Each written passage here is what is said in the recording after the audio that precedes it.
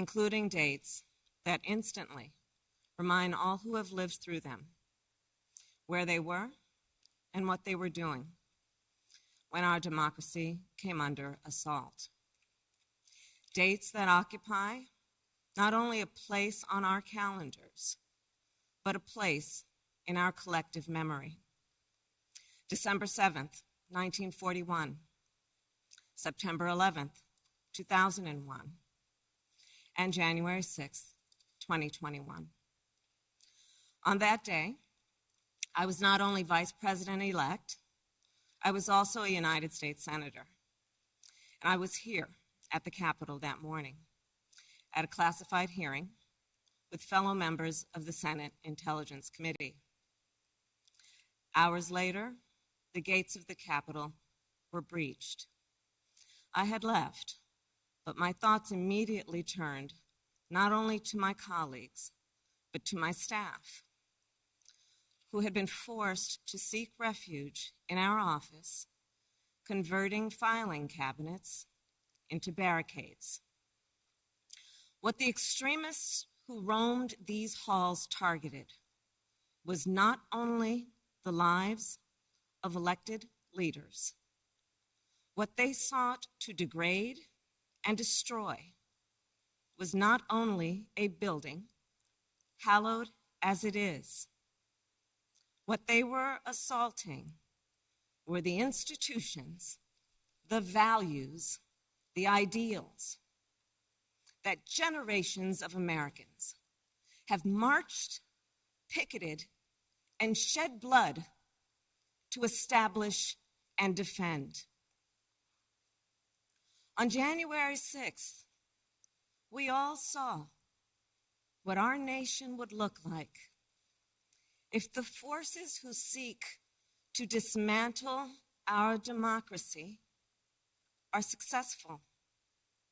The lawlessness, the violence, the chaos. What was at stake then and now is the right to have our future decided the way the Constitution prescribes it, by we, the people, all the people. We cannot let our future be decided by those bent on silencing our voices, overturning our votes, and peddling lies and misinformation, by some radical faction that may be newly resurgent, but whose roots run old and deep. When I meet with young people, they often ask about the state of our democracy, about January 6th. And what I tell them is January 6th reflects the dual nature of democracy, its fragility and its strength. You see, the strength of democracy is the rule of law. The strength of democracy is the principle that everyone should be treated equally, that elections should be free and fair, that corruption should be given no quarter. The strength of democracy is that it empowers the people. And the fragility of democracy is this, that if we are not vigilant, if we do not defend it, democracy simply will not stand. It will falter and fail. The violent assault that took place here, the very fact of how close we came to an election overturned, that reflects the fragility of democracy.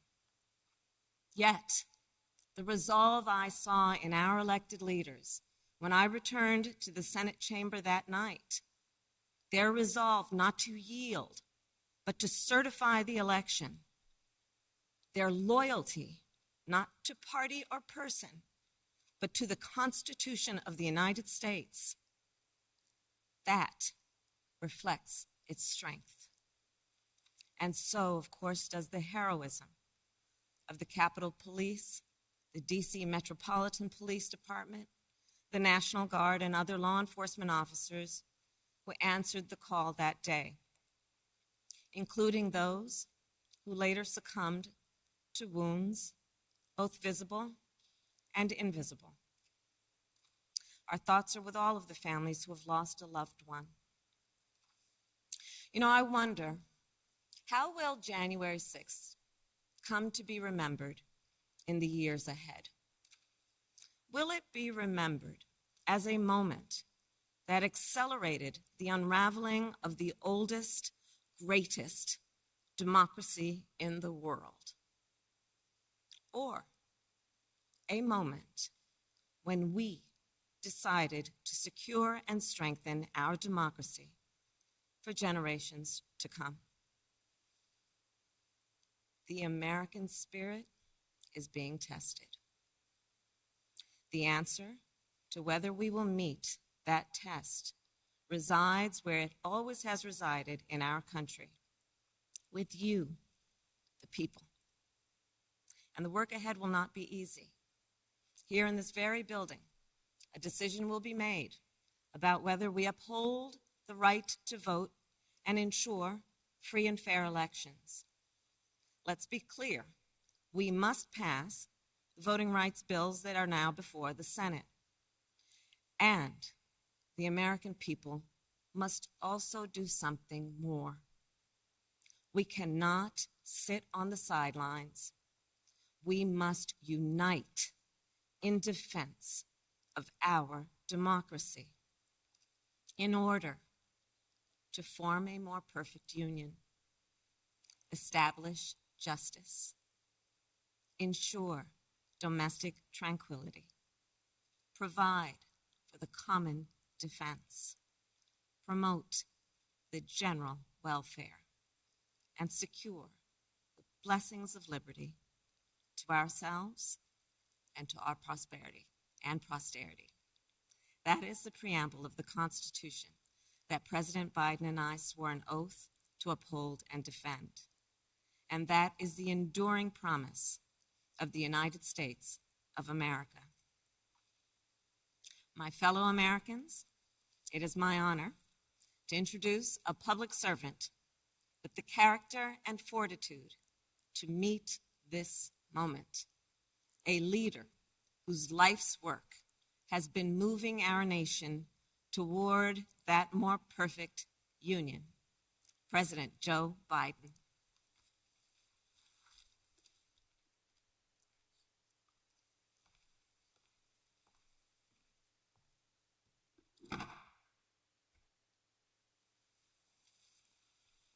Madam Vice President, my fellow Americans, to state the obvious, 1 year ago today, in this sacred place, democracy was attacked, simply attacked.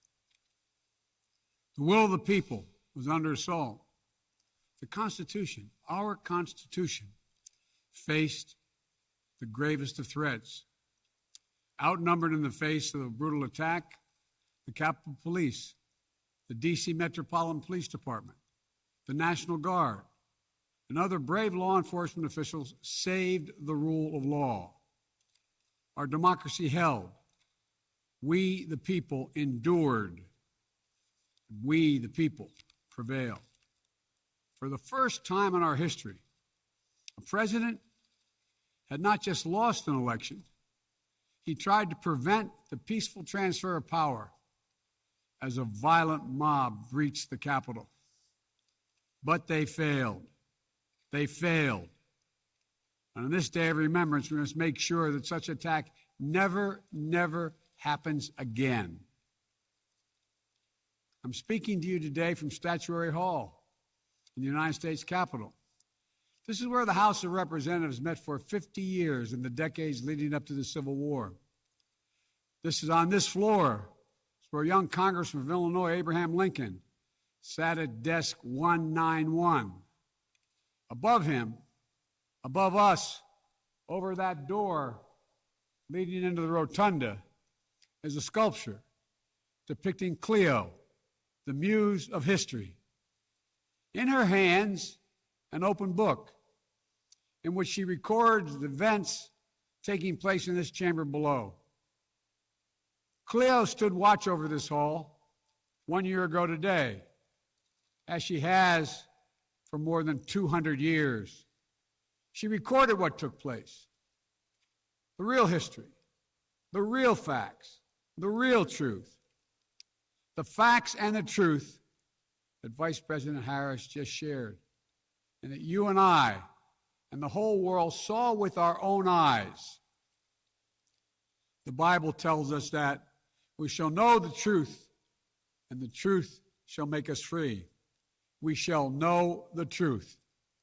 Well, here is the God's truth about January 6, 2021. Close your eyes. Go back to that day. What do you see?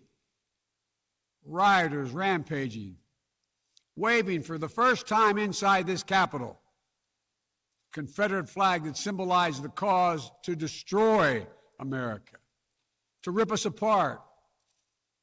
Even during the Civil War, that never, ever happened.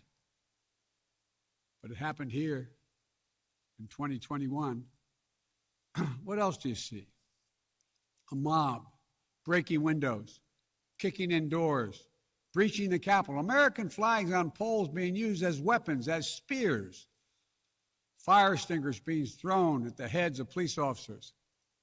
A crowd that professes their love for law enforcement assaulted those police officers, dragged them, sprayed them, stomped on them. Over 140 police officers were injured. We all heard the police officers who were there that day testify to what happened.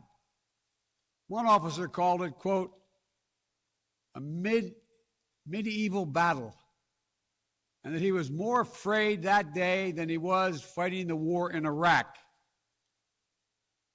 They've repeatedly asked since that day, how dare anyone diminish, belittle, or deny the hell they were put through. We saw with our own eyes. Rioters menaced these halls, threatening the life of the Speaker of the House, literally erecting gallows to hang the Vice President of the United States of America. What did we not see?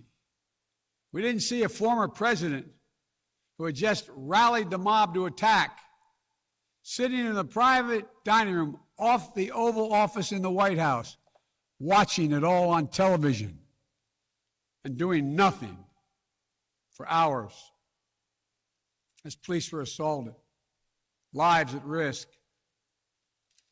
the nation's capital under siege. This wasn't a group of tourists. This was an armed insurrection. They weren't looking to uphold the will of the people. They were looking to deny the will of the people. They weren't looking to uphold a free and fair election. They were looking to overturn one. They were looking to save the cause of America. They were looking to subvert the Constitution. This isn't about being bogged down in the past. It's about making sure the past isn't buried.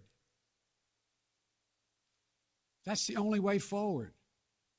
That's what great nations do. They don't bury the truth. They face up to it. Sounds like hyperbole, but that's the truth. They face up to it. We are a great nation. My fellow Americans, in life there's truth, and tragically there are lies. Lies conceived and spread for profit and power. We must be absolutely clear about what is true and what is a lie. And here's the truth.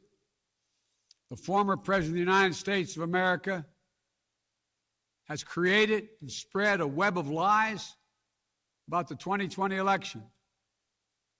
He's done so because he values power over principle, because he sees his own interest as more important than his country's interest, than America's interest, and because his bruised ego matters more to him than our democracy or our Constitution.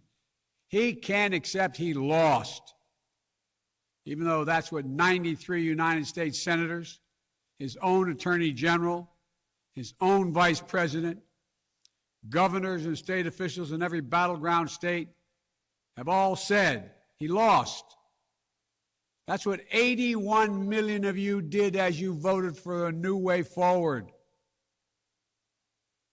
He has done what no president in American history, the history of this country, has ever done. He refused to accept the results of an election and the will of the American people. While some courageous men and women in the Republican Party are standing against it, trying to uphold the principle of that party, too many others are transforming that party into something else. They seem no longer to want to be the party of Lincoln, Eisenhower, Reagan, the Bushes. But whatever my other disagreements are with Republicans who support the rule of law and not the rule of a single man, I will always seek to work together with them to find shared solutions where possible. Because if we have a shared belief in democracy, then anything is possible. Anything. And so at this moment, we must decide, what kind of nation are we going to be? Are we going to be a nation that accepts political violence as a norm?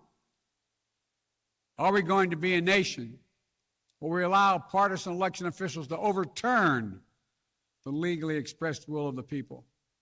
Are we going to be a nation that lives not by the light of the truth, but in the shadow of lies? We cannot allow ourselves to be that kind of nation.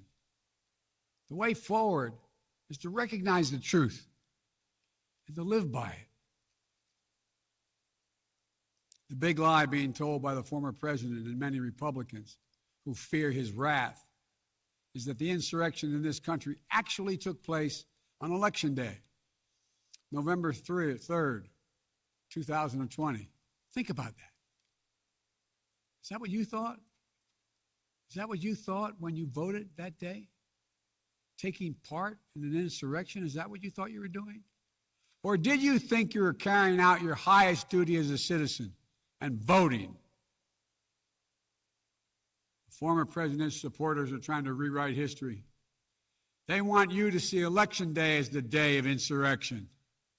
And the riot that took place here on January 6th as a true expression of the will of the people. Can you think of a more twisted way to look at this country, to look at America? I cannot. Here's the truth. The election of 2020 was the greatest demonstration of democracy in the history of this country.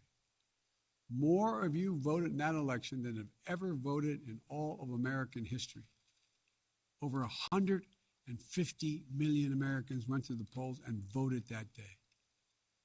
In a pandemic, some at great risk to their lives. They should be applauded, not attacked. Right now, in state after state, new laws are being written, not to protect the vote, but to deny it. Not only to suppress the vote, but to subvert it. Not to strengthen or protect our democracy, but because the former president lost, instead of looking at the election results from 2020 and saying they need new ideas or better ideas to win more votes, the former president and his supporters have decided the only way for them to win is to suppress your vote and subvert our elections. It's wrong. It's undemocratic. And frankly, it's un-American. The second big lie being told by the former president and his supporters is that the results of the election of 2020 can't be trusted. The truth is that no election in American history has been more closely scrutinized or more carefully counted. Every legal challenge questioning the results in every court in this country that could have been made and was rejected.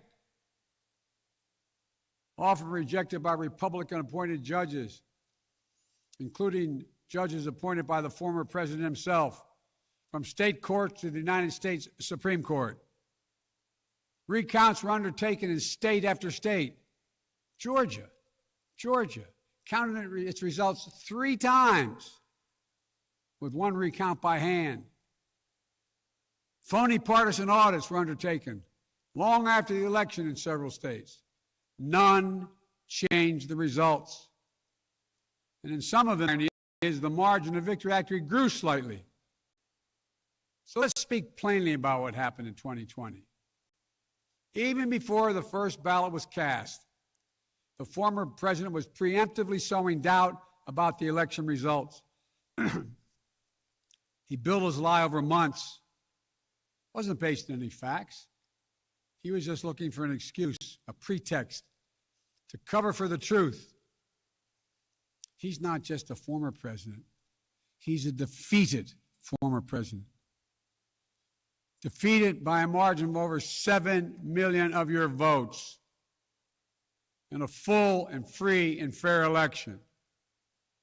There is simply zero proof the election results were inaccurate. In fact, in every venue where evidence had to be produced, an oath to tell the truth had to be taken, the former president failed to make his case. Just think about this. The former president and his supporters have never been able to explain how they accept as accurate the other election results that took place on November 3rd. The elections for governor, United States Senate, House of Representatives. Elections which they closed the gap in the House. They challenged none of that. The president's name was first. Then we went down the line. Governors, senators, House of Representatives. Somehow those results are accurate on the same ballot. But the presidential race was flawed. And on the same ballot, the same day, cast by the same voters, the only difference, the former president didn't lose those races. He just lost the one that was his own. Finally, the third big lie being told by a former president and his supporters is that the mob who sought to impose their will through violence are the nation's true patriots.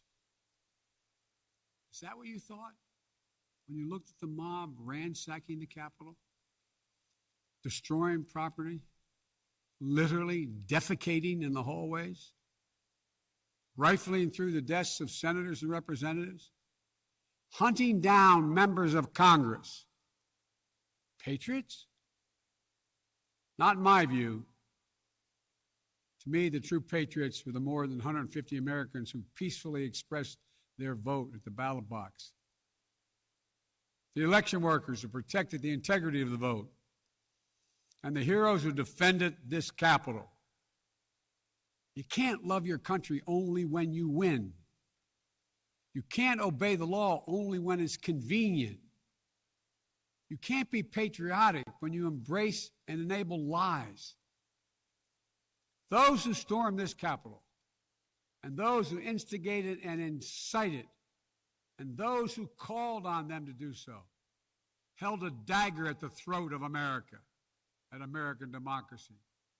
They didn't come here out of patriotism or principle. They came here in rage, not in service of America, but rather in service of one man. Those who incited the mob, the real plotters who were desperate to deny the certification of this election, and defy the will of the voters. But their plot was foiled. Congressmen, Democrats, and Republicans stayed. Senators, representatives, staff, they finished their work the Constitution demanded. They honored their oath to defend the Constitution against all enemies, foreign and domestic. Look, folks, now it's up to all of us, to we the people, to stand for the rule of law, to preserve the flame of democracy, to keep the promise of America alive. The promise is at risk, targeted by the forces that value brute strength over the sanctity of democracy, fear over hope, personal gain over public good. Make no mistake about it, we're living at an inflection point in history, both at home and abroad. We're engaged anew in a struggle between democracy and autocracy, between the aspirations of the many and the greed of the few, between the people's right of self-determination and self-seeking autocrat. From China to Russia and beyond, they're betting that democracy's days are numbered. They've actually told me democracy is too slow, too bogged down by division to succeed in today's rapidly changing, complicated world. And they're betting. They're betting America will become more like them and less like us. They're betting that America is a place for the autocrat, the dictator, the strongman. I do not believe that. That is not who we are. That is not who we have ever been. And that is not who we should ever, ever be. Our founding fathers, as imperfect as they were, set in motion an experiment that changed the world, literally changed the world. Here in America, the people would rule. Power would be transferred peacefully, never at the tip of a spear or the barrel of a gun. They committed to paper an idea that they couldn't live up to, but an idea that couldn't be constrained. Yes, in America, all people are created equal. We reject the view that if you succeed, I fail. If you get ahead, I fall behind. If I hold you down, I somehow lift myself up. The former president who lies about this election and the mob that attacked this Capitol could not be further away from the core American values. They want to rule, or they will ruin. Ruin what our country fought for at Lexington and Concord, at Gettysburg and Omaha Beach, Seneca Falls, Selma, Alabama. What we were fighting for? The right to vote, the right to govern ourselves, the right to determine our own destiny. With rights come responsibilities. Responsibility to see each other as neighbors. Maybe we disagree with that neighbor, but they're not an adversary. Responsibility to accept defeat. Then get back in the arena and try again the next time to make your case. Responsibility to see that America is an idea. An idea requires vigilant stewardship. As we stand here today, 1 year since January 6, 2021, the lies that drove the anger and madness we saw in this place, they have not abated. So we have to be firm, resolute, and unyielding in our defense of the right to vote and to have that vote counted. Some have already made the ultimate sacrifice in this sacred effort. Jill and I have mourned police officers in this Capitol Rotunda not once but twice in the wake of January 6th. Once to honor Officer Brian Sicknick, who lost his life the day after the attack, and the second time to honor Officer Billy Evans, who lost his life defending this Capitol as well. We think about the others who lost their lives and were injured, and everyone living with the trauma of that day, from those defending this Capitol, to members of Congress in both parties and their staffs, to reporters, cafeteria workers, custodial workers, and their families. Don't kid yourself. The pain and scars from that day run deep. I've said it many times. And it's no more true or real than we think about the events of January 6th. We are in a battle for the soul of America.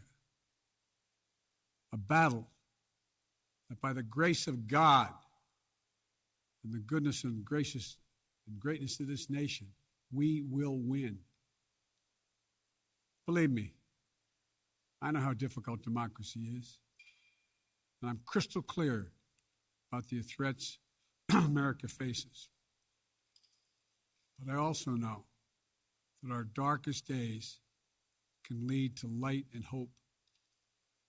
From the death and destruction, as the Vice President referenced in Pearl Harbor, came the triumph over the forces of fascism. From the brutality of Bloody Sunday on the Edmund Pettus Bridge came historic voting rights legislation. So now let's step up, write the next chapter in American history, where January 6th marks not the end of democracy, but the beginning of a renaissance of liberty and fair play. I did not seek this fight brought to this Capitol 1 year ago today, but I will not shrink from it either. I will stand in this breach. I will defend this nation, and I will allow no one to place a dagger at the throat of democracy.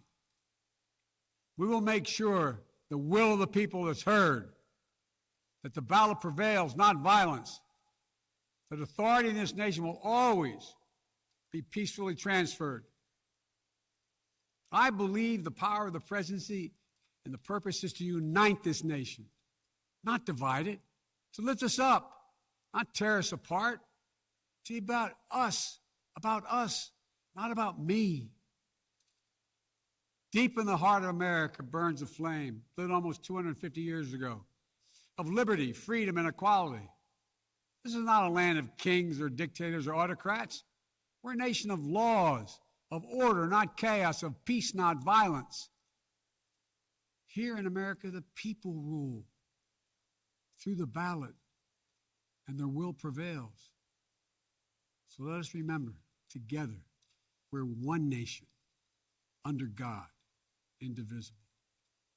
That today, tomorrow, and forever at our best, we are the United States of America. God bless you all. May God protect our troops. And may God bless those who stand watch over our democracy.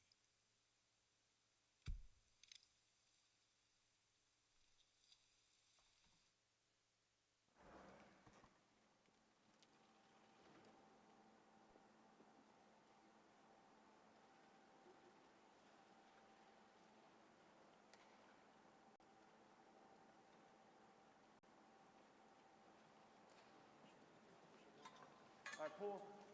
You come this way, guys. Come on. Sir, yes, sir. All right, see you guys. See you, Matt. See you, Matt.